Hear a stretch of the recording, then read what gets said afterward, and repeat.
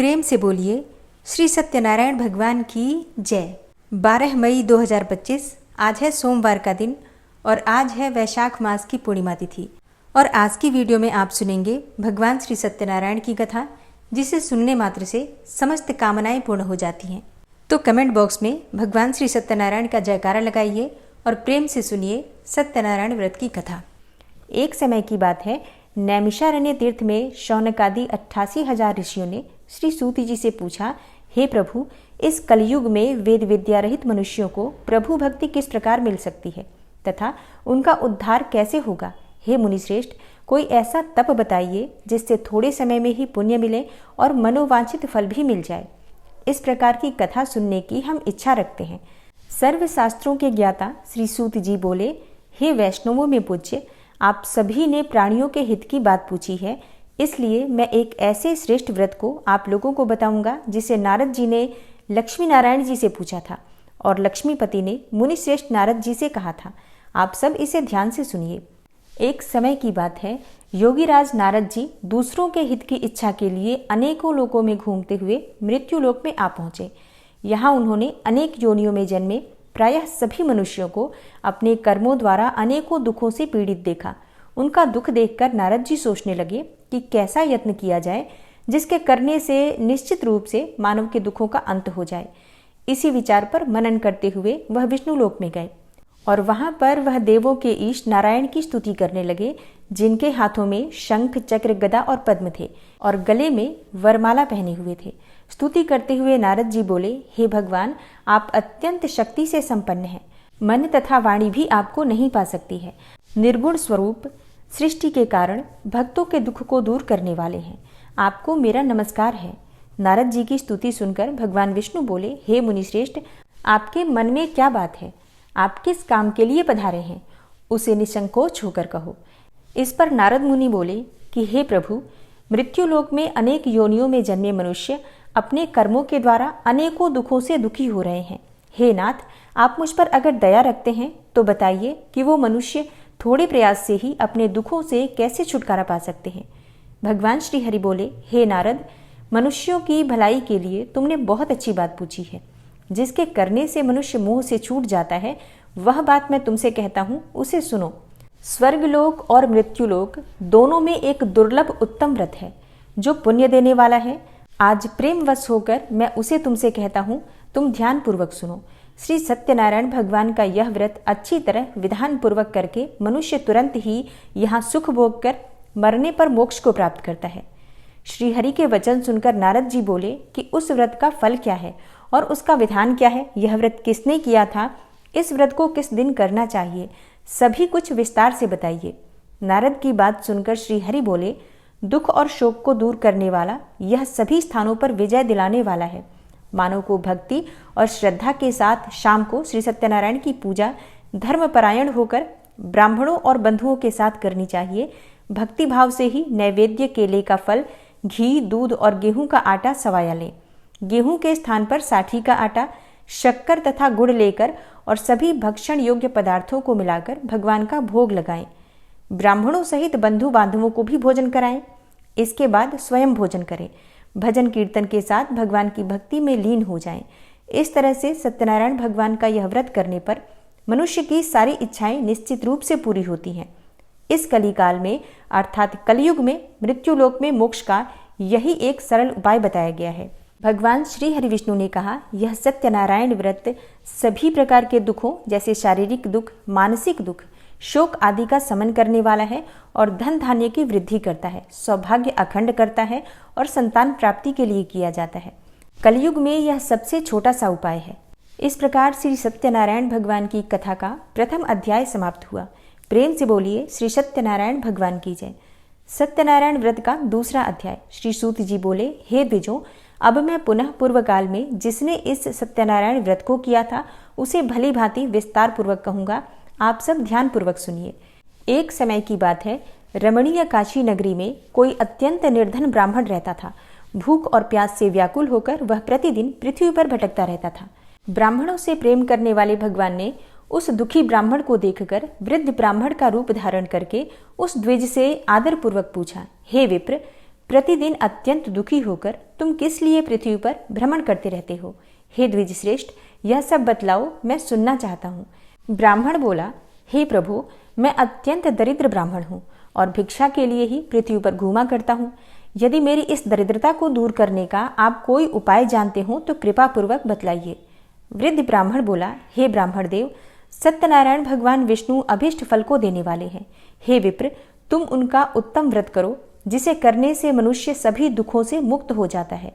व्रत के विधान को भी ब्राह्मण से यत्न पूर्वक कहकर वृद्ध ब्राह्मण रूपधारी भगवान विष्णु वहीं पर अंतर्ध्यान हो गए। वृद्ध ब्राह्मण ने जैसा कहा है उस व्रत को अच्छी प्रकार से वैसे ही करूंगा, यह सोचते हुए उस ब्राह्मण को रात में नींद भी नहीं आई। अगले दिन प्रातःकाल उठकर सत्यनारायण का व्रत करूंगा ऐसा संकल्प करके वह ब्राह्मण भिक्षा के लिए चल पड़ा। उस दिन ब्राह्मण को भिक्षा में बहुत सा धन प्राप्त हुआ। उसी धन से उसने बंधु बांधवों के साथ भगवान सत्यनारायण का व्रत किया। इस व्रत के प्रभाव से वह श्रेष्ठ ब्राह्मण सभी दुखों से मुक्त होकर समस्त संपत्तियों से संपन्न हो गया। उस दिन से लेकर प्रत्येक महीने उसने यह व्रत किया। इस प्रकार सत्यनारायण भगवान के इस व्रत को करके वह समस्त पापों से मुक्त हो गया और उसने दुर्लभ मोक्ष पद को प्राप्त किया। हे विप्र, पृथ्वी पर जब भी कोई मनुष्य श्री सत्यनारायण का व्रत करेगा उसी समय उसके समस्त दुख नष्ट हो जाएंगे। हे ब्राह्मणों, इस प्रकार भगवान नारायण ने महात्मा नारद जी से जो कुछ कहा वह मैंने सब आप लोगों से कह दिया। आगे अब और क्या कहूँ? तब ब्राह्मण बोले, हे मुने, इस पृथ्वी पर उस ब्राह्मण से सुने हुए इस व्रत को और किसने किया? हम वह सब सुनना चाहते हैं। उस व्रत पर हमारी श्रद्धा हो रही है। श्री सूत जी बोले, हे मुनियों, पृथ्वी पर जिसने यह व्रत किया उसे आप लोग सुने। एक बार वह द्विज श्रेष्ठ अपने धन संपत्ति के अनुसार बंधु बांधवों तथा परिवारजनों के साथ व्रत करने के लिए उद्यत हुआ। इसी बीच में एक लकड़हारा वहां आया और लकड़ी बाहर रखकर उस ब्राह्मण के घर गया। प्यास से व्याकुल वह लकड़हारा उस ब्राह्मण को व्रत करता हुआ देखकर प्रणाम करके उससे बोला, हे प्रभु, आप यह क्या कर रहे हैं? इसके करने से किस फल की प्राप्ति होती है, विस्तार पूर्वक मुझसे कहिए। विप्र ने कहा, यह सत्यनारायण का व्रत है जो सभी मनोरथों को प्रदान करने वाला है। उसी के प्रभाव से मुझे यह सब महान धन धान्य आदि प्राप्त हुआ है। जल पीकर तथा प्रसाद ग्रहण करके वह लकड़हारा नगर चला गया। सत्यनारायण देव के लिए मन से ऐसा सोचने लगा कि आज लकड़ी बेचने से जो भी धन प्राप्त होगा उसी धन से भगवान सत्यनारायण का श्रेष्ठ व्रत करूंगा। इस प्रकार मन में चिंतन करता हुआ लकड़ी को मस्तक पर रखकर वह उस सुंदर नगर में गया जहां धन संपन्न लोग रहते थे। उस दिन उसने लकड़ी का दुगना मूल्य प्राप्त किया। इसके बाद प्रसन्न हृदय होकर वह पके हुए केले का फल, शक्कर, घी, दूध और गेहूं का चूर्ण सवाया मात्रा में लेकर अपने घर आया। तत्पश्चात उसने अपने बंधु बांधवों को बुलाकर विधि विधान से भगवान श्री सत्यनारायण का व्रत किया और इस व्रत के प्रभाव से वह पुत्र और धन आदि से संपन्न हो गया और इस लोक में अनेकों सुखों का भोग करके अंत में सत्यपुर अर्थात वैकुंठ लोक चला गया। इस प्रकार भगवान सत्यनारायण की कथा का दूसरा अध्याय समाप्त हुआ। तो प्रेम से बोलिए श्री सत्यनारायण भगवान की जय। सत्यनारायण व्रत की कथा का तीसरा अध्याय। श्री सूत जी बोले, हे श्रेष्ठ मुनियों, अब मैं पुनः आगे की कथा कहूंगा, आप लोग ध्यान पूर्वक सुनिए। प्राचीन काल में उल्कामुख नाम का एक राजा रहता था। वह जितेंद्रिय, सत्यवादी तथा अत्यंत बुद्धिमान था। वह विद्वान राजा प्रतिदिन देवालय जाता और ब्राह्मणों को धन देकर संतुष्ट करता था। कमल के समान मुख वाली उसकी धर्मपत्नी शीला विनय एवं सौंदर्य आदि गुणों से संपन्न तथा पतिपरायणा थी। राजा एक दिन अपनी धर्मपत्नी के साथ भद्रशिला नदी के तट पर श्री सत्यनारायण का व्रत कर रहा था। उसी समय व्यापार के लिए अनेक प्रकार की पुष्कल धनराशि से संपन्न एक साधु नाम का बनिया वहां आया। भद्रशिला नदी के तट पर नाव को स्थापित करके और राजा के समीप गया और राजा को उस व्रत में दीक्षित देखकर विनयपूर्वक पूछने लगा। साधु ने कहा, हे राजन, आप भक्ति युक्त चित्त से यह क्या कर रहे हैं? कृपया यह सब मुझे भी बताइए, मैं इसे सुनना चाहता हूँ। राजा बोले, हे साधो, पुत्र आदि की प्राप्ति की कामना से अपने बंधु बांधवों के साथ मैं अतुल तेज संपन्न भगवान विष्णु का व्रत और पूजन कर रहा हूँ। राजा की बात सुनकर साधु ने आदरपूर्वक कहा, हे राजन, इस विषय में आप मुझे सब कुछ विस्तार से बतलाइए। आपके कथनानुसार मैं यह व्रत और पूजन अवश्य करूंगा। मुझे भी कोई संतान नहीं है, इससे अवश्य ही संतान प्राप्त होगी। ऐसा विचार कर वह व्यापार से निवृत्त होकर आनंद पूर्वक अपने घर आया। उसने अपनी भार्या से संतति प्रदान करने वाले इस सत्यव्रत को विस्तार पूर्वक बताया तथा जब मुझे संतान प्राप्त होगी तब मैं इस व्रत को अवश्य करूंगा। इस प्रकार उस साधु ने अपनी भार्या लीलावती से कहा। एक दिन उसकी लीलावती नाम की सती साध्वी भार्या पति के साथ आनंद चित्त से ऋतुकालीन धर्माचरण में प्रवृत्त हुई और भगवान श्री सत्यनारायण की कृपा से उसकी वह भार्या गर्भिणी हुई। 10वें महीने में उससे कन्या रत्न की प्राप्ति हुई और शुक्ल पक्ष के चंद्रमा की भांति यानी दिन प्रतिदिन वह कन्या बढ़ने लगी। उस कन्या का नाम कलावती रखा गया। इसके बाद एक दिन लीलावती ने अपने पति से मधुर वाणी में कहा, आप पूर्व में संकल्पित श्री सत्यनारायण के व्रत को क्यों नहीं कर रहे हैं? साधु बोला, हे प्रिय, इसके विवाह के समय में यह व्रत करूंगा। इस प्रकार अपनी पत्नी को भली भांति आश्वस्त करके वह व्यापार करने के लिए नगर की ओर चला गया। इधर कन्या कलावती अपने पिता के घर में वृद्धि को प्राप्त होने लगी। तदनंतर धर्मज्ञ साधु ने नगर में सखियों के साथ क्रीड़ा करती हुई अपने कन्या को विवाह के योग्य देखकर आपस में मंत्रणा करके कन्या के विवाह के लिए श्रेष्ठ वर की खोज करो ऐसा दूत से कहकर शीघ्र ही उसे भेज दिया। उसकी आज्ञा प्राप्त करके दूत कांचन नामक नगर में गया और वहां से एक वणिक का पुत्र लेकर आया। उस साधु ने उस वणिक के पुत्र को सुंदर और गुणों से संपन्न देखकर अपनी जाति के लोगों तथा बंधु बांधवों के साथ संतुष्ट चित्त होकर विधि विधान से वणिक पुत्र के साथ कन्या का विवाह कर दिया। उस समय वह साधु बनिया दुर्भाग्यवश भगवान का वह उत्तम व्रत करना भूल गया। पूर्व संकल्प के अनुसार विवाह के समय में व्रत न करने के कारण भगवान उस पर रुष्ट हो गए। कुछ समय के पश्चात अपने व्यापार कर्म में कुशल वह साधु बनिया काल की प्रेरणा से अपने दामाद के साथ व्यापार के लिए समुद्र के समीप स्थित रत्नसारपुर नामक सुंदर नगर में गया और अपने श्री संपन्न दामाद के साथ वहां व्यापार करने लगा। उसके बाद में दोनों राजा चंद्रकेतु के रमणीय नगर में गए। उसी समय भगवान श्री सत्यनारायण ने उसे भ्रष्ट प्रतिज्ञ देखकर इसे दारुण कठिन और महान दुख प्राप्त होगा यह श्राप दे दिया। एक दिन एक चोर राजा चंद्रकेतु के धन को चुराकर वहीं आया जहां दोनों वणिक स्थित थे। वह अपने पीछे दौड़ते हुए दूतों को देखकर भयभीत चित्त से धन वहीं छोड़कर शीघ्र ही छिप गया। इसके बाद राजा के दूत वहां आ गए जहां वह साधु वणिक था और वहां राजा के धन को देखकर वे दूत उन दोनों वणिक पुत्रों को बांध कर ले आए और हर्षपूर्वक दौड़ते हुए राजा से बोले, हे प्रभु, हम 2 चोर पकड़ कर लाए हैं, इन्हें देखकर आप आज्ञा दें। राजा की आज्ञा से दोनों शीघ्र ही दृढ़तापूर्वक बांधकर बिना विचार किए महान कारागार में डाल दिए गए। भगवान सत्यदेव की माया से किसी ने उन दोनों की कोई बात नहीं सुनी और राजा चंद्रकेतु ने उन दोनों का धन भी ले लिया। भगवान के श्राप से वणिक के घर में उसकी भार्या भी अत्यंत दुखित हो गई और उनके घर में जो सारा का सारा धन था वह चोर चुरा ले गया। लीलावती शारीरिक तथा मानसिक पीड़ाओं से युक्त, भूख और प्यास से दुखी, अन्न की चिंता में दर दर भटकने लगी। कलावती कन्या भी भोजन के लिए इधर उधर प्रतिदिन घूमने लगी। एक दिन भूख से पीड़ित कलावती एक ब्राह्मण के घर गई। वहां जाकर उसने श्री सत्यनारायण के व्रत और पूजन को देखा। वहां बैठकर उसने कथा सुनी और वरदान मांगा। इसके बाद प्रसाद ग्रहण करके वह कुछ रात होने पर घर गई। माता ने कलावती कन्या से प्रेम पूर्वक पूछा, हे पुत्री, रात्रि में तू कहाँ रुक गई थी? तुम्हारे मन में क्या है? कलावती कन्या ने तुरंत माता से कहा, हे माँ, मैंने एक ब्राह्मण के घर में मनोरथ प्रदान करने वाला व्रत देखा है। कन्या की उस बात को सुनकर वह वणिक की भार्या व्रत को करने को उद्यत हुई और प्रसन्न मन से उस साध्वी ने बंधु बांधवों के साथ भगवान श्री सत्यनारायण का व्रत किया तथा इस प्रकार प्रार्थना की, हे भगवान, आप हमारे पति एवं जामाता के अपराध को क्षमा करें। वे दोनों अपने घर शीघ्र ही आ जाएं।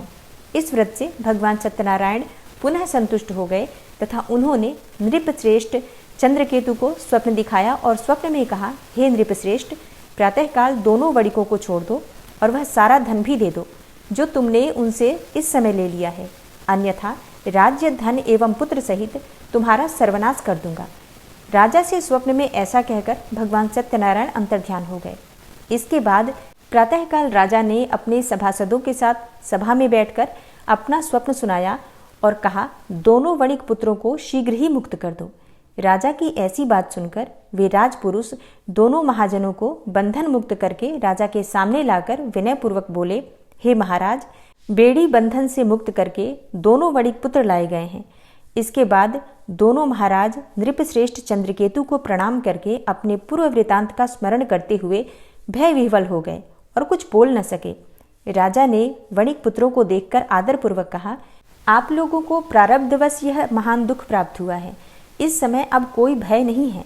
राजा ने वस्त्र अलंकार देकर उन दोनों वणिक पुत्रों को संतुष्ट किया तथा सामने बुलाकर वाणी द्वारा अत्यधिक आनंदित किया और पहले जो धन लिया था उसे दुगना करके दिया। उसके बाद राजा ने पुनः उनसे कहा, हे साधो, अब आप अपने घर को जाएं। राजा को प्रणाम करके दोनों महावैश्यों ने अपने घर की ओर प्रस्थान किया। इस प्रकार श्री सत्यनारायण भगवान की कथा का तीसरा अध्याय समाप्त हुआ। तो प्रेम से बोलिए श्री सत्यनारायण भगवान की जय। सत्यनारायण व्रत की कथा का चौथा अध्याय। श्री सूत जी बोले, साधु बनिया मंगलाचरण करके और ब्राह्मणों को धन देकर अपने नगर के लिए चल पड़ा।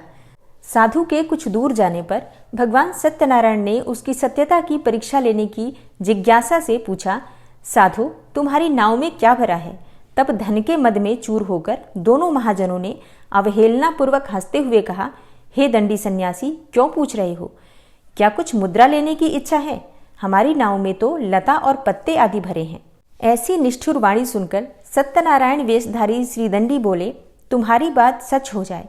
ऐसा कहकर दंडी सन्यासी का रूप धारण किए हुए भगवान कुछ दूर जाकर समुद्र के समीप बैठ गए। दंडी के चले जाने पर नित्य क्रिया से निवृत्त होकर उतरी हुई अर्थात जल में ऊपर की ओर उठी हुई नौका को देखकर साधु अत्यंत आश्चर्य में पड़ गया और नाव में लता और पत्ते आदि देखकर मूर्छित होकर पृथ्वी पर गिर पड़ा। सचेत होने पर वणिक पुत्र चिंतित हो गया। तब उसके दामाद ने इस प्रकार कहा, आप शोक क्यों करते हैं? दंडी ने श्राप दे दिया है। इस स्थिति में वे ही चाहें तो सब कुछ कर सकते हैं, इसमें संशय नहीं है। अतः उन्हीं की शरण में चलें, वहीं जाकर मन की इच्छा पूर्ण होगी। दामाद की बात सुनकर साधु बनिया उनके पास गया और वहां दंडी को देखकर उसने भक्ति पूर्वक उन्हें प्रणाम किया तथा आदरपूर्वक कहने लगा, आपके सम्मुख मैंने जो कुछ कहा है वह असत्य भाषण रूप अपराध किया है। आप मेरे उस अपराध को क्षमा करें। ऐसा कहकर बारंबार प्रणाम करके वह महान शोक से व्याकुल हो गया। दंडी ने उसे रोता हुआ देखकर कहा, हे मूर्ख, रो मत, मेरी बात सुनो। मेरी पूजा से उदासीन होने के कारण तथा मेरी आज्ञा से ही तुम्हें बारंबार दुख प्राप्त हुआ है। भगवान की ऐसी वाणी सुनकर वह स्तुति करने लगा। साधु ने कहा, हे प्रभो, आश्चर्य की बात है कि आपकी माया से मोहित होने के कारण ब्रह्मा आदि देवता भी आपके गुणों और रूपों को यथावत रूप से नहीं जान पाते। फिर मैं मूर्ख आपकी माया से मोहित होने के कारण कैसे जान सकता हूँ? आप प्रसन्न होइए, मैं आपकी शरण में आया हूँ। मेरा जो नौका में स्थित पूरा धन था उसकी आप रक्षा कीजिए। उस बनिया की भक्तियुक्त वाणी सुनकर भगवान जनार्दन संतुष्ट हो गए। भगवान हरि उसे अभिष्ट वर प्रदान करके वहीं अंतर्ध्यान हो गए। उसके बाद वह साधु अपनी नौका में चढ़ा और उसे धन धान्य से परिपूर्ण देखकर भगवान सत्यदेव की कृपा से हमारा मनोरथ सफल हो गया, ऐसा कहकर स्वजनों के साथ उसने भगवान की विधिवत पूजा की। भगवान श्री सत्यनारायण की कृपा से वह आनंद से परिपूर्ण हो गया और नाव को प्रयत्नपूर्वक संभाल कर उसने अपने देश के लिए प्रस्थान किया। साधु बनिया ने अपने दामाद से कहा, वह देखो, मेरी रत्नपुरी नगरी दिखाई दे रही है। इसके बाद उसने अपने धन के रक्षक दूत को अपने आगमन का समाचार देने के लिए अपनी नगरी में भेजा। उसके बाद उस दूत ने नगर में जाकर साधु की भार्या को हाथ जोड़कर प्रणाम किया तथा उसकी अभीष्ट बात कही। सेठ जी अपने दामाद तथा बंधु वर्गों के साथ बहुत सारे धन धान्य से संपन्न होकर नगर के निकट पधार गए हैं। दूत के मुख से यह बात सुनकर वह अति आनंदित हो गई और उस साध्वी ने श्री सत्यनारायण की पूजा करके अपनी पुत्री से कहा, मैं साधु के दर्शन के लिए जा रही हूँ, तुम शीघ्र आओ। माता का ऐसा वचन सुनकर व्रत को समाप्त करके प्रसाद का परित्याग करके वह कलावती भी अपने पति का दर्शन करने के लिए चल पड़ी। इससे भगवान सत्यनारायण रुष्ट हो गए और उन्होंने उसके पति को तथा नौका को धन के साथ हरण करके जल में डुबो दिया। इसके बाद कलावती कन्या अपने पति को न देखकर महान शोक से रुदन करती हुई पृथ्वी पर गिर पड़ी। नाव का अदर्शन तथा कन्या को अत्यंत दुखी देखकर भयभीत मन से साधु बनिया ने सोचा, यह क्या आश्चर्य हो गया। नाव का संचालन करने वाले भी सभी चिंतित हो गए। तदनंतर वह लीलावती भी कन्या को देखकर विह्वल हो गई और अत्यंत दुख से विलाप करती हुई अपने पति से इस प्रकार बोली, अभी अभी नौका के साथ यह कैसे अलक्षित हो गया। न जाने किस देवता की उपेक्षा से वह नौका हरण कर ली गई, अथवा श्री सत्यनारायण का महात्म्य कौन जान सकता है। ऐसा कहकर वह स्वजनों के साथ विलाप करने लगी और कलावती कन्या को गोद में लेकर रोने लगी। कलावती कन्या भी अपने पति के नष्ट हो जाने पर दुखी हो गई और पति की पादुका लेकर उनका अनुगमन करने के लिए उसने मन में निश्चय किया। कन्या के इस प्रकार के आचरण को देखकर भार्या सहित वह धर्मज्ञ साधु बनिया अत्यंत शोक संतप्त हो गया और सोचने लगा, या तो भगवान सत्यनारायण ने यह अपहरण किया है अथवा हम सभी भगवान सत्यदेव की माया से मोहित हो गए हैं। अपनी धन शक्ति के अनुसार मैं श्री भगवान सत्यनारायण की पूजा करूंगा। सभी को बुलाकर इस प्रकार कहकर उसने अपने मन में इच्छा प्रकट की और बारंबार भगवान सत्यदेव को दंडवत प्रणाम किया। इससे दीनों के परिपालक भगवान सत्यदेव प्रसन्न हो गए। भक्तवत्सल भगवान ने कृपापूर्वक आकाशवाणी की, तुम्हारी कन्या प्रसाद छोड़कर अपने पति को देखने चली आई है। निश्चय ही इसी कारण उसका पति अदृश्य हो गया है। यदि घर जाकर प्रसाद ग्रहण करके वह पुनः आए तो हे साधु बनिया, तुम्हारी पुत्री पति को प्राप्त करेगी, इसमें कोई संशय नहीं है। कन्या कलावती भी आकाशमंडल से ऐसी वाणी सुनकर शीघ्र ही घर गई। उसने प्रसाद ग्रहण किया, पुनः आकर स्वजनों तथा अपने पति को देखा। तब कलावती कन्या ने अपने पिता से कहा, अब तो घर चलें, विलंब क्यों कर रहे हैं। कन्या की यह बात सुनकर वणिक पुत्र संतुष्ट हो गया और विधि विधान से भगवान सत्यनारायण का पूजन करके धन तथा बंधु बांधवों के साथ अपने घर गया। तदनंतर पूर्णिमा तथा संक्रांति पर्वों पर भगवान सत्यनारायण देव का पूजन करते हुए इस लोक में सुख भोग कर अंत में वह सत्यपुर वैकुंठ लोक में चला गया। इस प्रकार श्री सत्यनारायण भगवान की कथा का चौथा अध्याय समाप्त हुआ। तो प्रेम से बोलिए श्री सत्यनारायण भगवान की जय। पांचवा अध्याय। श्री सूत जी बोले, श्रेष्ठ मुनियों, अब इसके बाद मैं दूसरी कथा कहूंगा, आप लोग ध्यान पूर्वक सुनिए। अपनी प्रजा का पालन करने में तत्पर तुंगध्वज नाम का एक राजा था। उसने सत्यदेव के प्रसाद का परित्याग करके दुख प्राप्त किया। एक बार वह वन में पशुओं को मारकर वट वृक्ष के नीचे आया। वहां उसने देखा कि गोपगण बंधु बांधवों के साथ संतुष्ट होकर भक्तिपूर्वक भगवान सत्यदेव की पूजा कर रहे हैं। राजा यह देखकर भी अहंकारवश न तो वहां गया और न ही उसने भगवान सत्यनारायण को प्रणाम ही किया। पूजन के बाद सभी गोपगण भगवान का प्रसाद राजा के समीप रखकर वहां से लौट आए और इच्छानुसार उन सभी ने भगवान का प्रसाद ग्रहण किया। इधर राजा को प्रसाद का परित्याग करने से बहुत दुख प्राप्त हुआ। उसका संपूर्ण धन, धान्य एवं सभी 100 पुत्र नष्ट हो गए। राजा ने मन में यह निश्चय किया कि अवश्य ही भगवान सत्यनारायण ने हमारा नाश किया है, इसलिए मुझे वहां जाना चाहिए। वहां श्री सत्यनारायण भगवान का पूजन हो रहा था। ऐसा मन में निश्चय करके वह राजा गोपगणों के समीप गया और उसने गोपगणों के साथ भक्ति श्रद्धा से युक्त होकर विधि विधान पूर्वक भगवान सत्यदेव की पूजा की। भगवान सत्यदेव की कृपा से वह पुनः धन और पुत्रों से संपन्न हो गया तथा इस लोक में सभी सुखों का भोग करके अंत में सत्यपुर वैकुंठ लोक को प्राप्त हुआ। श्री सूत जी कहते हैं, जो व्यक्ति इस परम दुर्लभ श्री सत्यनारायण व्रत को करता है और पुण्यमयी तथा फल प्रदायिनी भगवान की कथा को भक्ति युक्त होकर सुनता है, उसे भगवान सत्यनारायण की कृपा से धन धान्य आदि की प्राप्ति होती है। दरिद्र भी धनवान हो जाता है। बंधन में पड़ा हुआ बंधनों से मुक्त हो जाता है। डरा हुआ व्यक्ति भयमुक्त हो जाता है। यह सत्य बात है, इसमें कोई संशय नहीं है। इस लोक में यह सभी इच्छित फलों का भोग करके अंत में सत्यपुर वैकुंठ लोक को प्राप्त करता है। हे ब्राह्मणों, इस प्रकार मैंने आप लोगों से भगवान सत्यनारायण के व्रत को कहा, जिसे करके मनुष्य सभी दुखों से मुक्त हो जाता है। कलयुग में तो भगवान सत्यदेव की पूजा विशेष फल प्रदान करने वाली है। हे मुनीश्वरों, पूर्वलोक में जिन लोगों ने भगवान सत्यनारायण का व्रत किया था, उसके अगले जन्म का वृतांत कहता हूँ, आप लोग श्रद्धा पूर्वक सुनिए।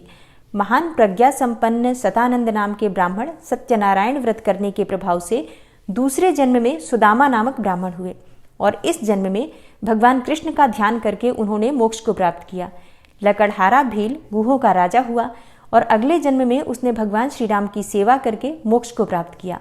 महाराज उल्कामुख दूसरे जन्म में राजा दशरथ हुए, जिन्होंने श्री रंगनाथ जी की पूजा करके अंत में वैकुंठ लोक को प्राप्त किया।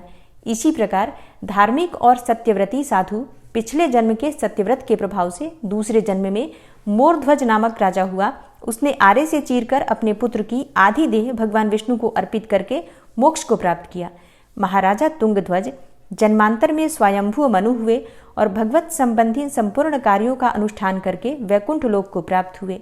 जो गोपगण थे वे सब जन्म जन्मांतर में व्रजमंडल में निवास करने वाले गोप हुए और सभी राक्षसों का संहार करके उन्होंने भी भगवान का शाश्वत धाम गोलोक प्राप्त किया।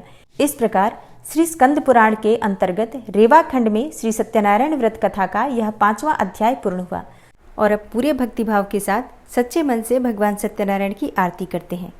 जय लक्ष्मी रमणा स्वामी, जय लक्ष्मी रमणा, सत्यनारायण स्वामी जनपातक हरणा। ओम जय लक्ष्मी रमणा स्वामी, जय लक्ष्मी रमणा। रत्न जड़ित सिंहासन अद्भुत छवि राजे, नारद करत निराजन घंटा ध्वनि बाजे। ओम जय लक्ष्मी रमणा स्वामी, जय लक्ष्मी रमणा। प्रकट भये कलि कारण द्विज को दर्श दियो, बूढ़ो ब्राह्मण बन कर कंचन महल कियो। ओम जय लक्ष्मी रमणा स्वामी, जय लक्ष्मी रमणा। दुर्बल भील कठारो जिन पर कृपा करी, चंद्रचूड़ एक राजा तिनकी विपत्ति हरी। ओम जय लक्ष्मी रमणा स्वामी, जय लक्ष्मी रमणा। वैश्य मनोरथ पायो श्रद्धा तज दीन्ही, सो फल भोग्यो प्रभु जी फिर स्तुति कीन्ही। ओम जय लक्ष्मी रमणा स्वामी, जय लक्ष्मी रमणा।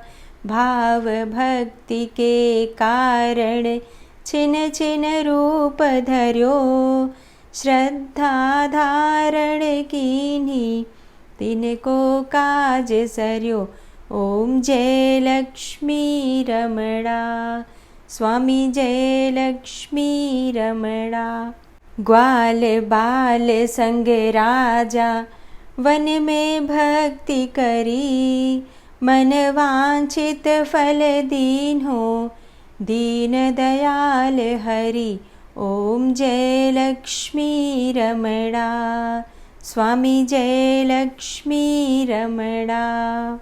चढ़त प्रसाद सवायो कदली फल मेवा, धूप दीप तुलसी से राजी सत्य देवा। ओम जय लक्ष्मी रमणा स्वामी, जय लक्ष्मी रमणा। श्री सत्यनारायण जी की आरती जो कोई नर गावे, रिद्धि सिद्धि सुख संपत्ति सहज रूप पावे। ओम जय लक्ष्मी रमणा स्वामी, जय लक्ष्मी रमणा। श्री सत्यनारायण स्वामी जनपातक हरणा। ओम जय लक्ष्मी रमणा। प्रेम से बोलिए श्री सत्यनारायण भगवान की जय।